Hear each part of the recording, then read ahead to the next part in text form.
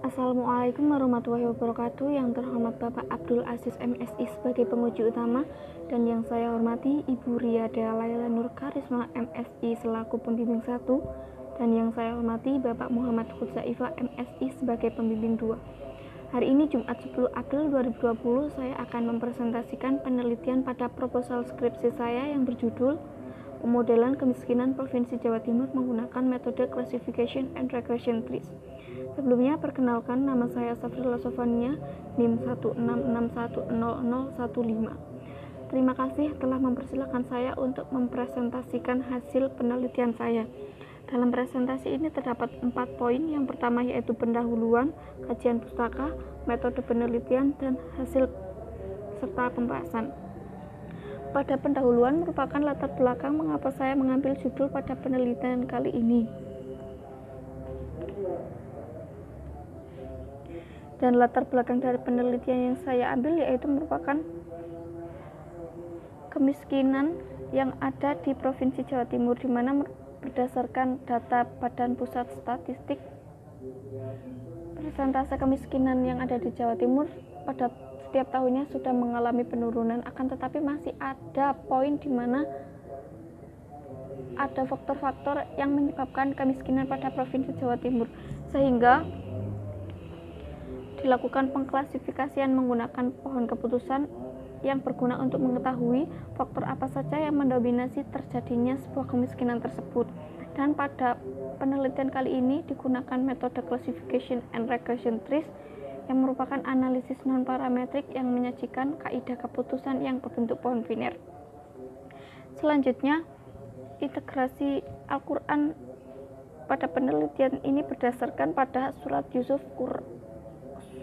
Yusuf ayat 43 sampai dengan 49 yang menceritakan kisah kemiskinan yang digambarkan melalui musim paceklik.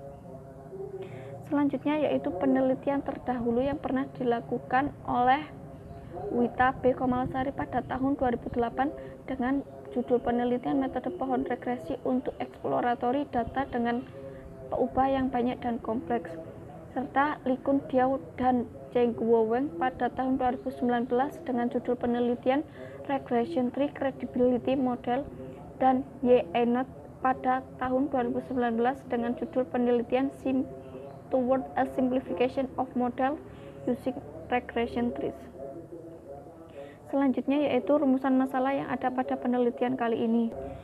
Terdapat 2 rumusan masalah, yaitu yang pertama bagaimana model kemiskinan di Jawa Timur pada tahun 2018 dengan menggunakan metode Classification and Regression Trees, dan yang kedua adalah bagaimana hasil keakuratan model kemiskinan di Jawa Timur pada tahun 2018 menggunakan metode Classification and Regression Trees.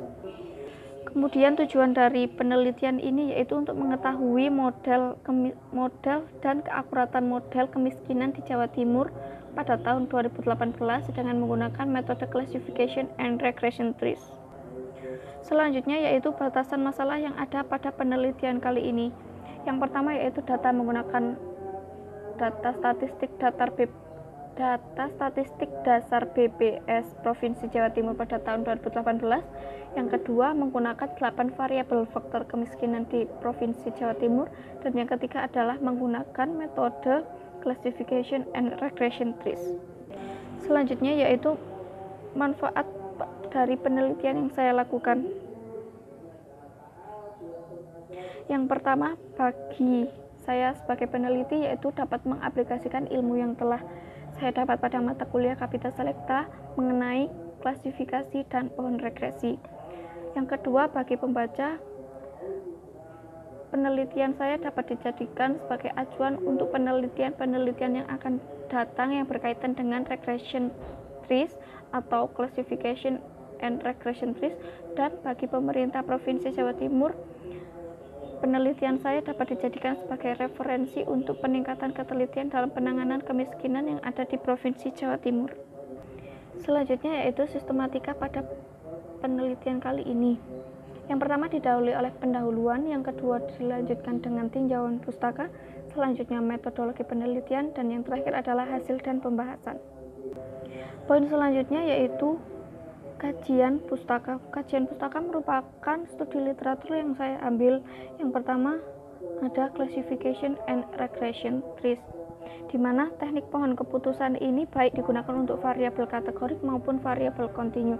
Apabila menggunakan variabel kategorik akan mendapatkan hasil sebuah pohon klasifikasi, dan apabila variabel berupa variabel kontinu maka akan menghasilkan sebuah pohon regresi.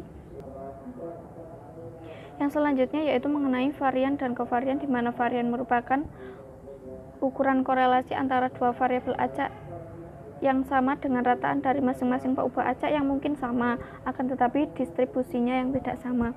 Dan kovariansi yang merupakan ukuran korelasi dari dua atau lebih variabel acak. Berikut merupakan sifat-sifat dari variansi dapat dilihat dari teorema 1 dan teorema 2, dan apabila menggunakan X dan Y berupa diskrit dan X dan Y yang berupa kontinu. Selanjutnya yaitu mengenai metode dari pohon regresi sendiri. Dalam pohon regresi terdapat variabel Y yang merupakan variabel respon dan variabel X yang merupakan variabel prediktor, di mana pada pembangunan sebuah prediktor atau penukar respon menurut Breiman memiliki dua tujuan, yaitu untuk memprediksi secara tepat serta teliti untuk vektor pengukuran di masa yang akan datang dengan seakurat mungkin, dan yang kedua adalah untuk mengetahui hubungan struktural antara variabel respon dan variabel prediktor. Selanjutnya yaitu penjelasan rumus dari mean squared error yang tertera pada slide ini, yang kemudian terdapat juga penghitungan rata-rata kesalahan relatif dengan R bintang D merupakan mean squared error dan R bintang mu merupakan varian dari Y. Dan Breiman juga menjelaskan untuk mengetahui rata-rata serta variansi pada uji masing-masing dapat dihitung menggunakan formula berikut ini, di mana YN merupakan prediktor ke N, dan untuk penghitungan variansi RY prediktor ke N dikurangi dengan rata-rata, sehingga diketahui rumus dari kesalahan error relatif dari data uji untuk estimasi, yaitu kesalahan estimasi uji dibagi dengan variansi dari Y. Dan untuk rumus kesalahan estimasi uji pada R bintang D yaitu penduga respon ke N dikurangi penduga respon ke N.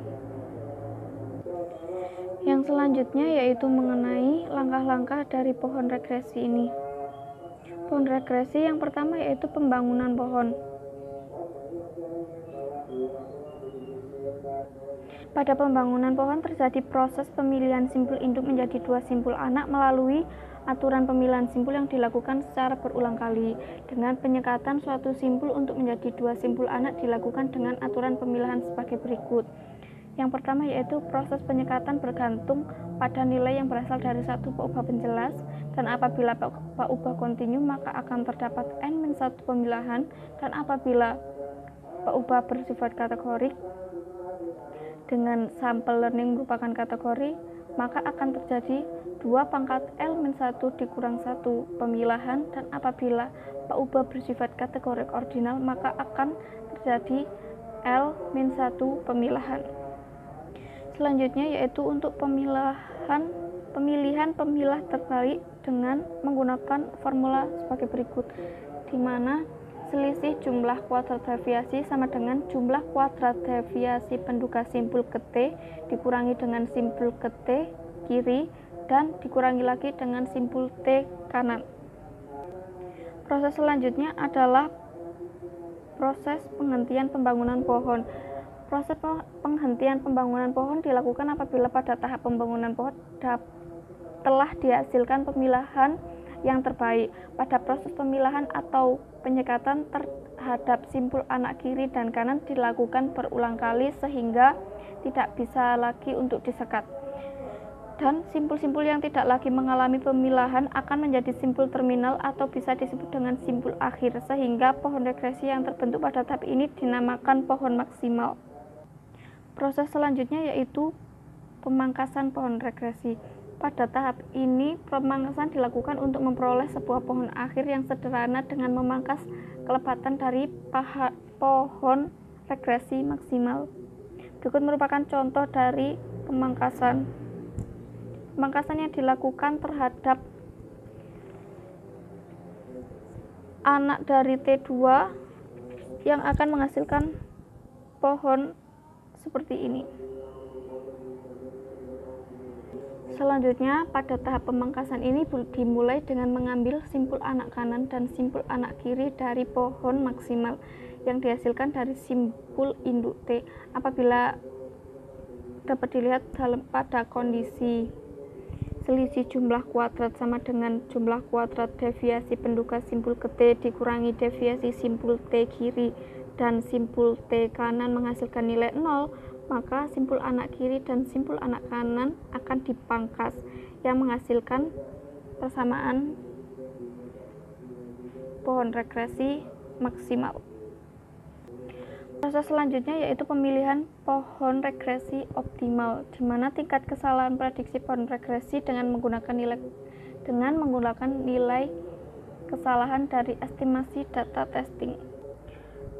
Penghitungan kesalahan estimasi data testing dapat dihitung menggunakan formula sebagai berikut, di mana N2 merupakan jumlah data testing, Xn merupakan nilai individu variabel prediktor yang ada pada data testing, Yn merupakan nilai individu variabel respon yang ada pada data testing, dan Dkxn merupakan dugaan respon dengan pengamatan ke N pada pohon ke K.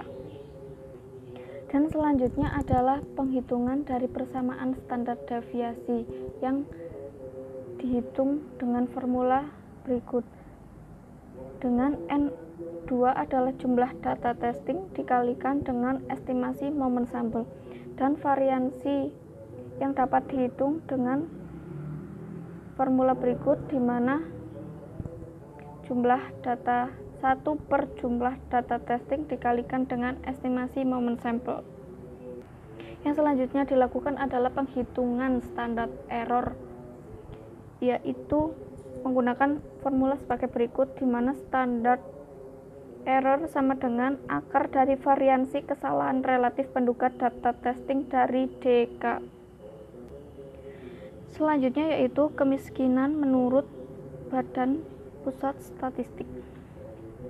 Badan Pusat Statistik telah menjelaskan bahwa untuk mengukur kemiskinan, konsep yang dilakukan adalah dengan memenuhi kebutuhan dasar, di mana masalah kemiskinan dalam penanganannya memerlukan kebijaksanaan yang tepat dalam mengidentifikasi golongan masyarakat yang hidup di bawah garis kemiskinan. Dan BPS Indonesia mendasarkan pada besarnya rupiah yang dibelanjakan per kapita atau per bulannya untuk memenuhi kebutuhan minimum makanan dan non-makanan menggunakan patokan 2100 kalori per hari. Kebutuhan non-makanan meliputi perumahan, sandang, dan aneka barang dan jasa. Berikut ini merupakan variabel yang berpengaruh terhadap kemiskinan di Provinsi Jawa Timur, yaitu ada IPM, PDRB, tenaga kerja, rumah tangga pengolah pertanian, pertolongan pertama pada saat melahirkan, pengeluaran masyarakat, pendidikan yang rendah, keterbatasan sumber daya alam, serta beban keluarga. Poin selanjutnya yaitu mengenai metodologi penelitian, yang di dalamnya terdapat metode yang saya gunakan pada penelitian ini, yaitu terdapat pendekatan penelitian di mana saya menggunakan pendekatan studi literatur deskriptif kuantitatif dan jenis sumber data sekunder yang menggunakan data tingkat kemiskinan di Provinsi Jawa Timur pada tahun 2018, serta variabel yang saya gunakan yaitu variabel respon adalah persentase kemiskinan, dan variabel prediktornya terdapat 7. Yang pertama yaitu indeks pembangunan manusia, yang kedua adalah TPAK, yang ketiga adalah TPT, yang keempat pengeluaran per kapita, yang kelima persentase wanita umur 15-40 tahun pernah kawin dan melahirkan dengan pertolongan dokter, yang keenam adalah rumah tangga usaha pertanian, dan yang ketujuh adalah PDRB. Dan juga terdapat metode analisis data pada penelitian kali ini. Dan poin yang selanjutnya adalah mengenai hasil dan pembahasan. Dapat dilihat pada deskriptif statistik, grafik menunjukkan bahwa angka kemiskinan tertinggi berada di Kabupaten Sampang, yaitu dengan persentase lebih dari 20%, dan persentase kemiskinan terendah ada di Kota Batu, yaitu kurang dari 5%.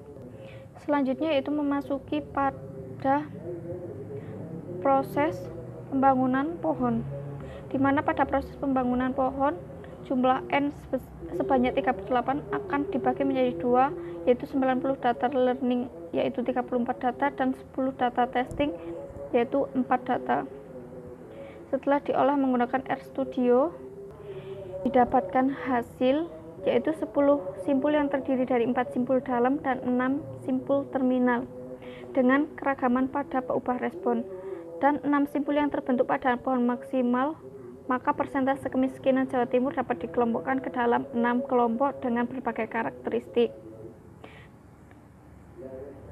Dan juga terdapat beberapa variabel yang berpengaruh pada penelitian kali ini, yaitu PDRB, SP, IPM, dan BK.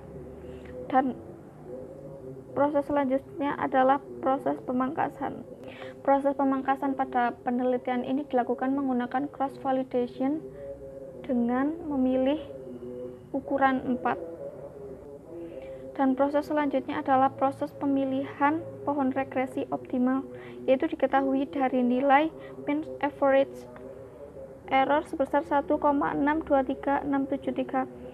Nilai dari mean average error juga dapat digunakan untuk menghitung tingkat kesalahan dari model, yang berarti tingkat dari kesalahan model pada penelitian ini yaitu 1,623627. Terima kasih.